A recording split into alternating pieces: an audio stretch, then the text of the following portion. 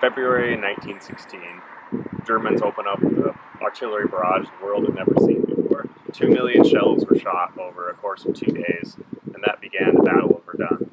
As you can see behind me, the scars of this battle are still left on the world today, and this area that I'm in right now will never be the same. Welcome back to our Wild Roots vlog. Today we're exploring the battlefields of Verdun. This was a significant battle in World War I that was fought between the French and the Germans for 300 consecutive days, in which point 300,000 men lost their lives.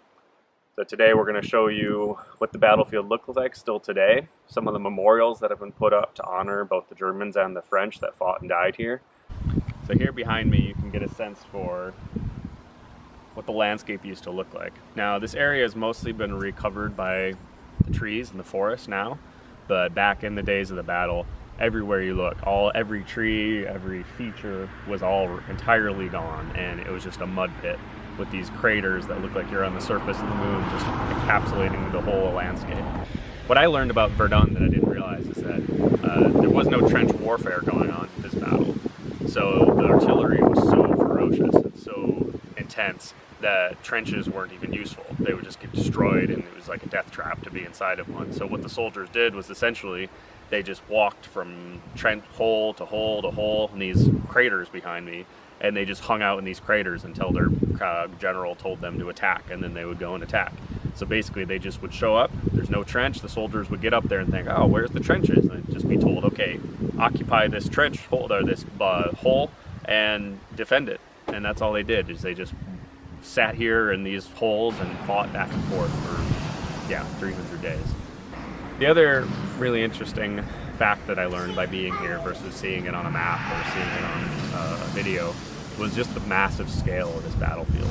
So what I envisioned is we drive up and we would see a fenced off area, let's say, and it's like, okay, this is where the battle was, and you could kind of picture where it's at. But no, it's just like we were driving up, and everywhere you look, you see landscapes like that behind me. Because the size of this battle was, it was roughly 25 miles long and 10 miles wide. And so you can imagine that it's just this endless, featureless land where they were just fighting endlessly. So that was, I think, really interesting. So you can kind of look off into the distance off there. So that would have been like the edge of the battlefield right there. And back where we just were at Fort Douaumont is kind of the other end of the battlefield. So basically this stretch of land right here that we're standing on was fought over for basically the entire time. And it just turned into a featureless landscape, which today they can't even build on. So they basically have said that no building can occur in this whole entire area ever. Partially because it's a graveyard, and also because they just can't, in some cases, build here. They still find shells every day here that are from the First World War. So it stands as a landmark, it stands as a remembrance, and it stands as something that they would hoped would never happen again. But then, of course, 20 years later, we had the Second World War. All right, so I'm standing at the ossuary, which is a Christian memorial built by the bishop at the time. I believe it was built in 1920, and there are 130,000 remains buried here in the crypt. And it was a Christian memorial, but what's really interesting is there's actually a wing for Muslims, there's a wing for Jewish. So they built both of those so everyone can feel included, because at the end they said, if you look at these bones, you look at these men, you have no idea, were they Muslim, were they Christian, were they Jewish, were they black, were they white? It doesn't matter, because they all died for this war, and they all deserve to be buried and remembered as heroes of this war and soldiers of this war. So that's what's really interesting about this memorial. And then also on the grounds they built a Muslim building and a Jewish building, so we'll see those as well. And there is no filming allowed inside, so I cannot show you what the inside looks like, but it is covered in people's names. The relatives of soldiers lost at war can ask to have the soldiers' names carved on the inside, and it has their name, and then it has their date of birth and their date of death. And meticulous notes were kept during the battle by the generals, so they know when people died. So yeah, you can ask as a family member to have your loved one's name put up there. An interesting note, there's only one German name on the inside, and it was added in 2016. because before that all German names were denied by the French government, and now they're saying, you know, the German soldiers didn't want to be here either, so they should be able to have a rightful place. We don't know if any of these bones are German bones. Most likely they are. I mean, it was just body parts scattered. I mean, you couldn't identify these people. People were blown apart by the shells, so you had no idea who they were. So it's just body parts basically that were found and put here. So there's definitely German bones here. So the Germans also deserve, you know, some recognition of having their loved one's name put here too, because they didn't want to be here either.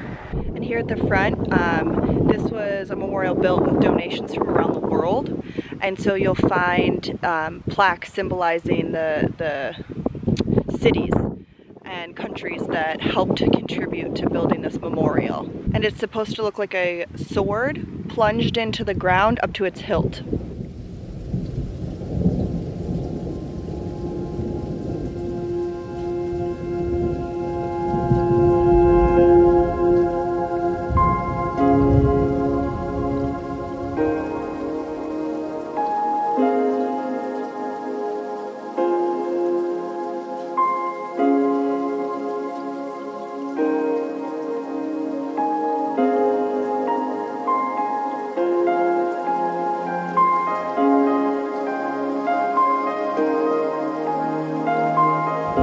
They all say died for France. Every single one of these talks about how they died for France. These are the French soldiers. Okay, I'm in front of the Jewish memorial at the ossuary. Interesting fact that during World War II, the Nazis just covered this with wood on their way by. Even they didn't destroy it when they were committing all of their atrocities against Jewish people. Even Verdun was too sacred to the Nazis amidst all they were doing. So they did not destroy this. They covered it with wood and marched on by. So you couldn't see it, but it wasn't destroyed. So I think that says a lot about how sacred Verdun is viewed by the German and the French. But it's pretty crazy.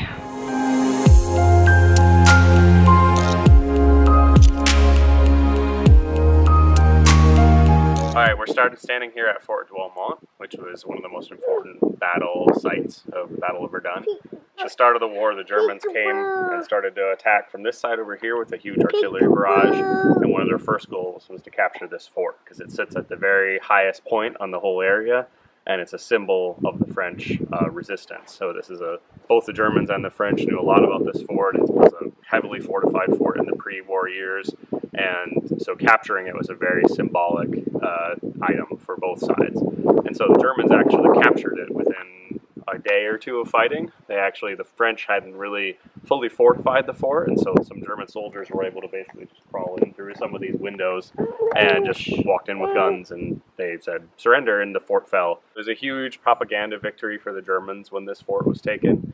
The German Kaiser even said, "Fort Douaumont is taken, France is broken." The Germans took this, and the battle continued on that way for another 300 days, essentially. But towards the end of the battle, the French had turned the tide.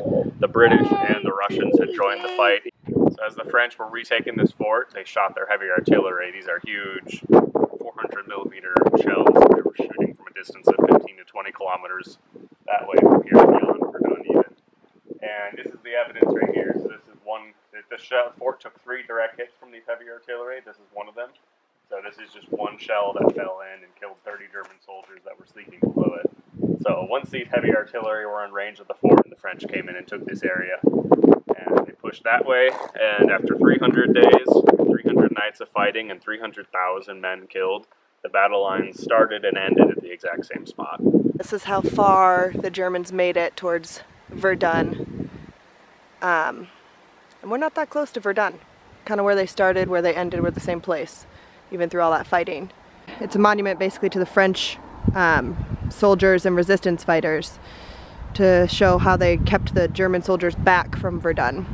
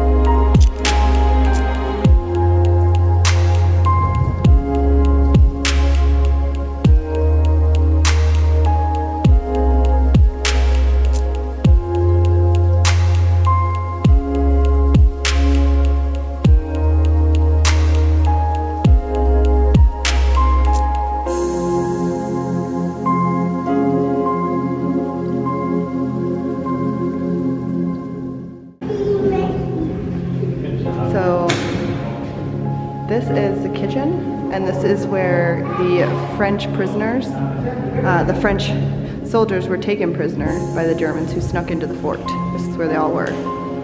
We're in the kitchen.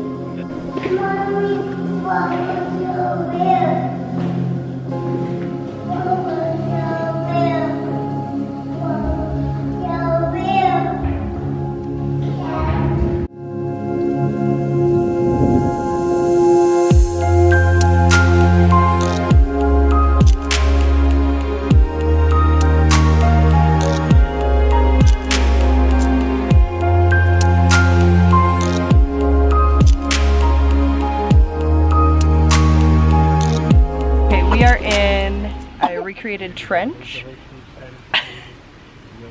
It was made in the 1970s to like show tourists. So they didn't really use trenches here. They used it more as a line of communication instead of fighting. And here, this one was called London's Way, and it was up to the fort, and they would walk single file from Verdun over to the fort to get information to the fort, and they'd have to walk up into knee-deep mud. It took them 9 nights. So this is like a recreation. This is not what it actually looked like. So these trees up here were all replanted in 1920. So this would be after the war. And what the Frenchmen did was they took trees from the Black Forest in Südtirol in Austria. So basically this is a part of war reparations that the Germans destroyed all these trees, and so they had to replant them. So everything here is from Germany. All these trees are from Germany. So I'm standing now at the village of Fleury, which was a significant portion of the battlefield. This was a small village beforehand, so you can see down this way was the main center road of the village. And it was immediately evacuated in 1914, and then in 1916 during the battle this became a significant hot point, because this was essentially the last portion of the higher ground. From here down this direction you pretty much go straight to Verdun. And so if the Germans had captured this, it was of strategic importance and could even maybe start shelling the city of Verdun a little bit more ferociously than they already were. So the French took a stance that they would not allow this spot to be captured, and so this ground that I'm standing on today was captured and recaptured 16 times, and you can see some of the scars from all of the conflict that happened here. The statistic we learned was that every square foot of this land was shelled 6 times, so a significant amount. And another interesting fact about this particular battlefield was that it was fought over by both the Germans and the French top soldiers. So the German stormtroopers were here, and actually interestingly the French colonial troops, so the black Africans, were the ones that mainly fought over this territory because they were seen as the strongest, toughest troops, so they were sent here.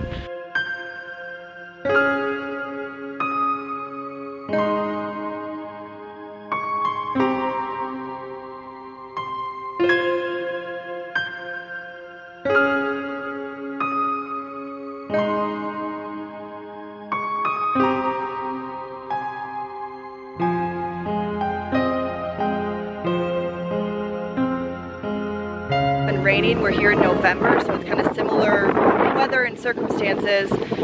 And something to note about the shell holes that the soldiers were taking shelter in was they were being bombarded by shells and killed. So their comrades were being killed, and it's not like the bodies were being removed from the battlefield. So dead bodies would be floating in these shell holes filled with water, and poison would be in there because they were dropping poison shells. And I mean, so it's just filled with poison gas and dead, bloated bodies, just really horrific stuff, rats. And on top of that, the soldiers were dying of thirst. They couldn't get water to them fast enough on the battlefield. So they only brought 2 liters of water with them because that's all they could carry. They brought 2 liters of water, a liter of wine, and a little bit of hard liquor. And that's the French soldiers. So they were dying of thirst. And so they would come upon these shell holes filled with water, and they would, without thinking, without looking, they would just plunge their faces into them and drink. And then you look up and there'd be dead bodies floating in the water you're drinking out of. There'd be poison. Obviously, this is going to cause you a lot of distress inside your body if it doesn't kill you. So just those are the kind of conditions that these men were under during Verdun.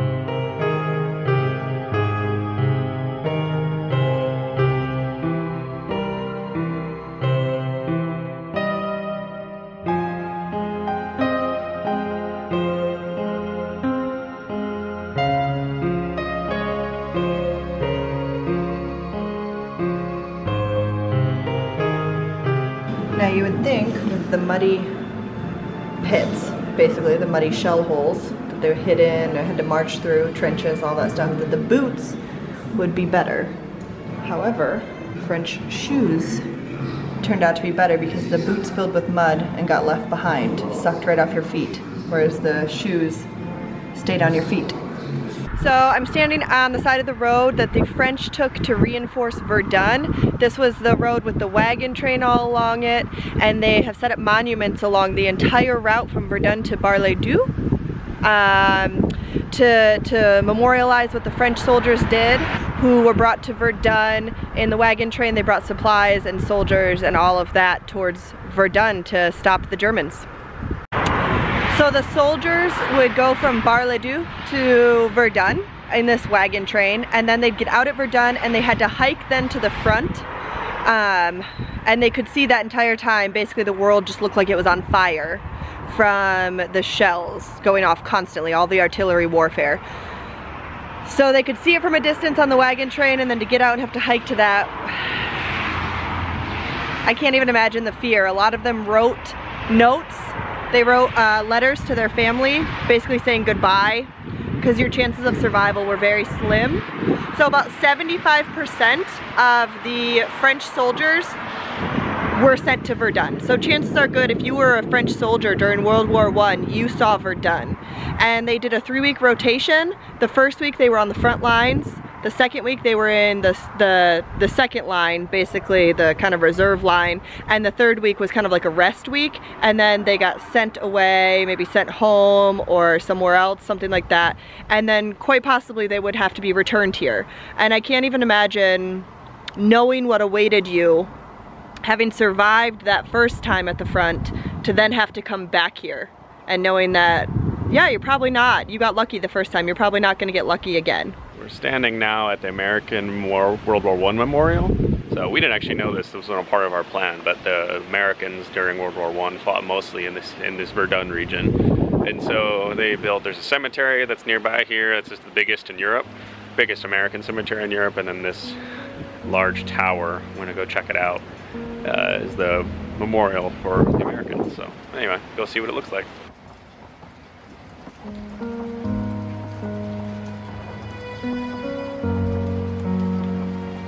Climbing up 200 stairs to the top of the American Memorial. Long ways to go. I'm standing in the American Memorial right now. Just in this region, just near Verdun, the Americans joined the war, and in 1918 in September started a major offensive against the Germans. They pushed north and east, in the end capturing 35 miles of territory and really putting the final blow into the Germans. It was really, when the Americans came in, it was an increase of 1 million men at their strongest coming into the front, and they really fought hard and had major success at pushing back the Germans. So they launched their final offensive on November 1st, 1918, and 10 days later, the Germans officially surrendered, marking the end of World War I, November 11th, 1918.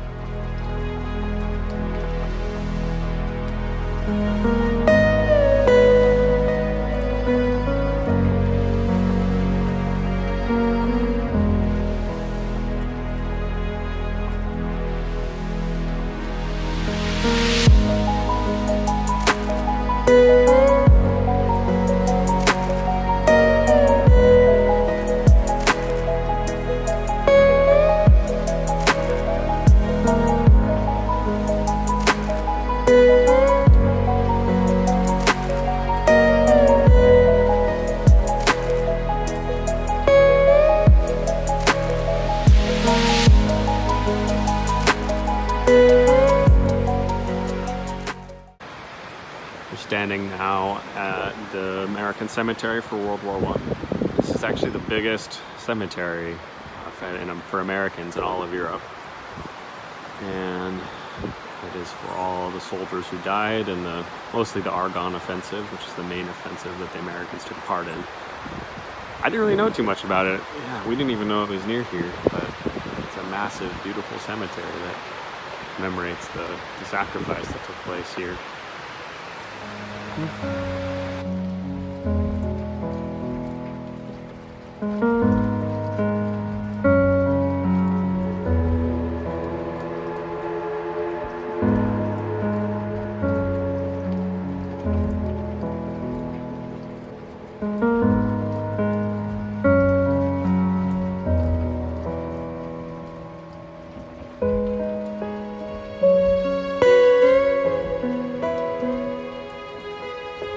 Alright guys, hopefully that piqued your interest a little about World War I and the Battle of Verdun, which is extremely fascinating. And if you want to learn more about it, I highly recommend the podcast by Dan Carlin called Hardcore History. Battle for Armageddon is the series within that. And if you're specifically interested in the Battle of Verdun, number 4, I believe, is where he touches on that. And it's an amazing podcast. It will tell you a lot of information about World War I. I found it very fascinating. He's very engaging. It gets you really interested and excited and passionate about World War I, and he has a lot of other ones as well, but that's the World War I specifically. So I hope you enjoyed this vlog, you found it interesting. Make sure and hit that subscribe button, give this video a thumbs up, and follow us on Instagram, and we will catch you guys on our next adventure.